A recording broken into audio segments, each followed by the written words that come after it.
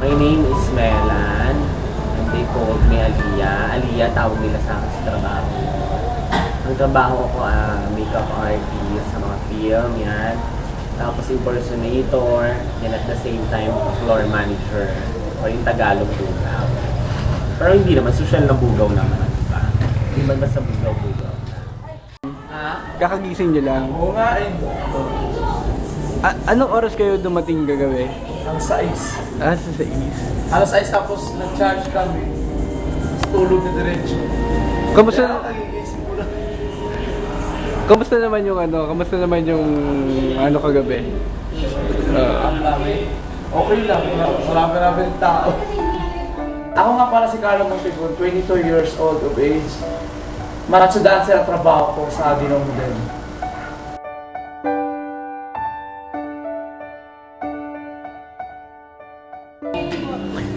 Di usually pala pag nagla-lunch kayo na magkasabay kasi Kami dalawa kasi sabay lang kami gumigising eh.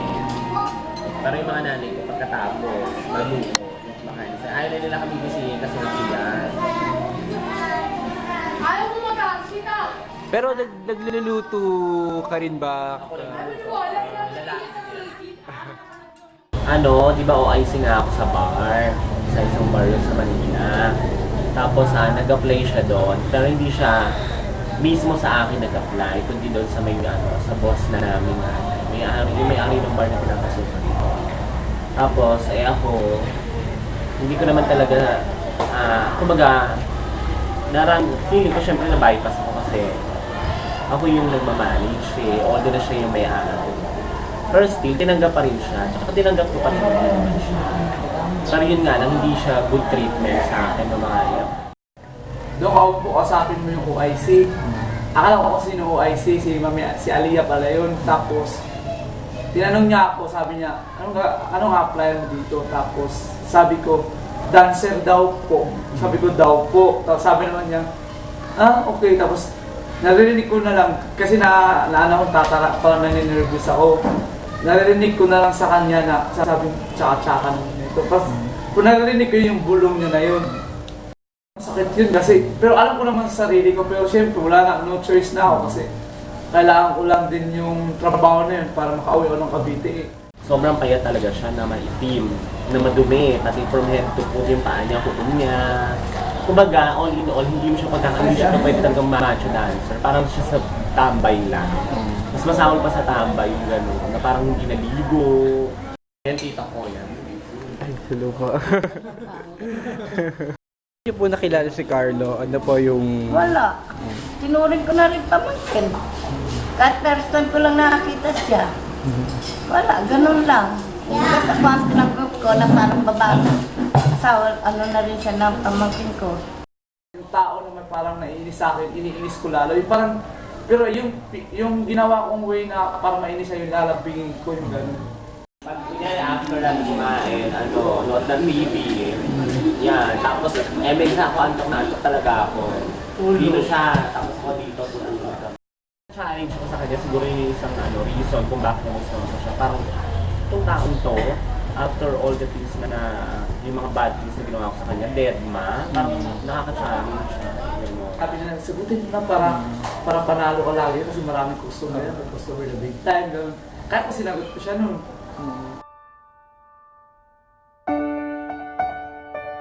Pero nung na-realize ko na nung naging kami na, parang nabaliwala na yung lahat na gano'n kasi mabait, maalaga, tapos yan, nagulo talaga yung mapagmahal, malambing.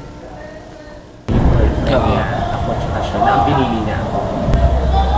Doon pa lang confident na ako na dito pa lang girl yan eh. Sabi nga ng mga kapatid, di bali ng pumasok sa babae.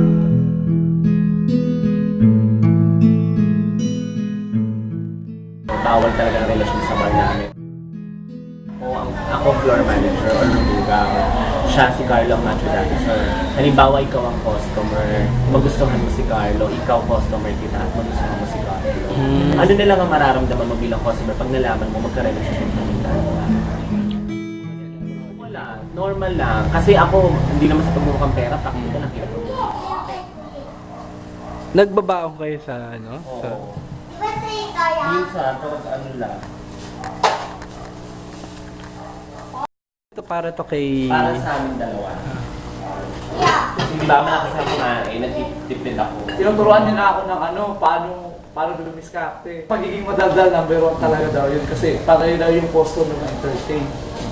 Tapos ikwento daw yung buhay mo. Siya nagturo sa akin dati, di talaga ako marunong magkwento na. Marami pa siyang pagdadaanan, marami pa siyang mga bagay na may experience dito. So, ako hanggat maaga, inaanuhan ko na, nilalagyan ko na siya ng wall.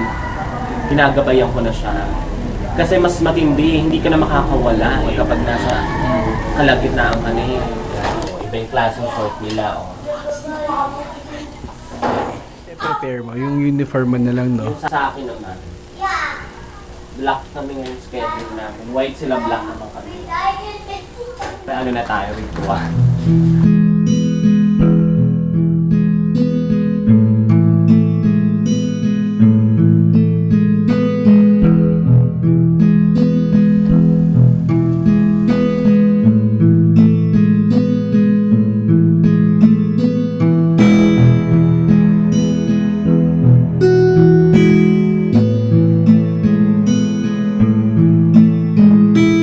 Ako, paano ko rin talaga mag-asawa?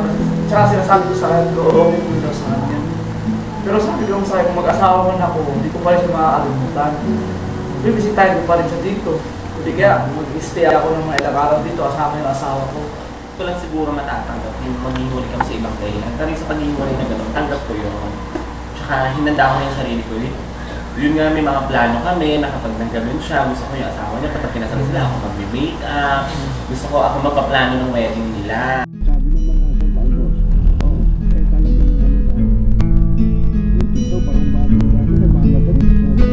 Hindi kayo napapagod na gabi na pumapasok tapos late umuwi. Hindi naman. Nasanay. Kasi nakusanayan.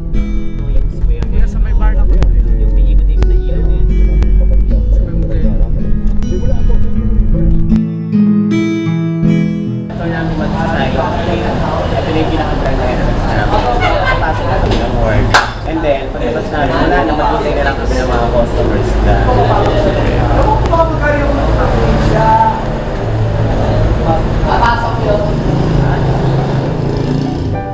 Ako nag-expect ng for life or long maglalas. Ako sa akin lang, gusto ko lang hanggang okay kami, masaya kami. Hanggang saan ang itatagal ng relasyon namin. Okay lang din naman sa akin. Pero sabihin mo, mag-expect ako ng habang buhay hanggang sa pagtanda, hindi ko iniisip.